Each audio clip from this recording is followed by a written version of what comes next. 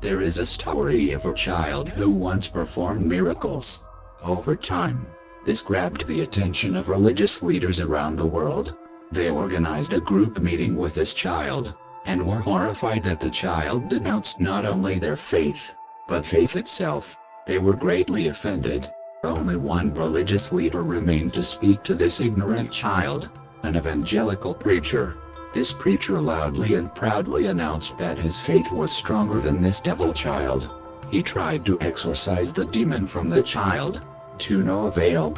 The child eventually offered a place of rest indoors, and offered a challenge, a test of faith.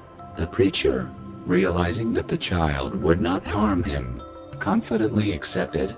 They sat down at a table.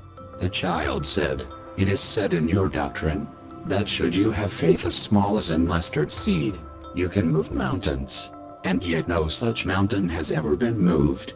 The preacher insisted that it has happened at times, but could offer no evidence.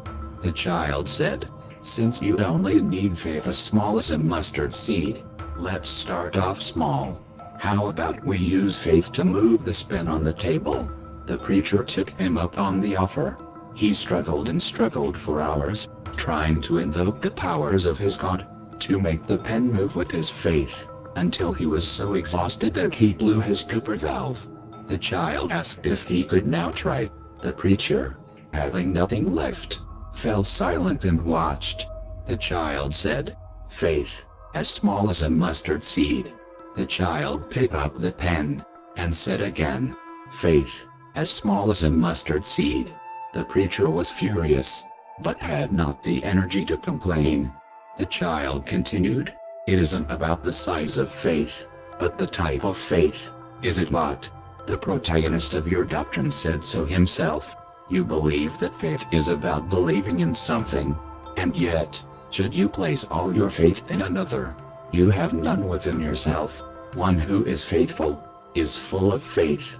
One who is faithful to the task. They will pick up a shovel and start digging. One of great faith will get it done faster, but even the smallest of faithfulness will eventually get it done. This faith, as you call it, is the one and only thing that angered the protagonist in your doctrine.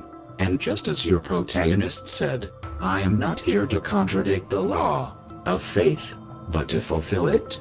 The child then walked away, never to be seen again.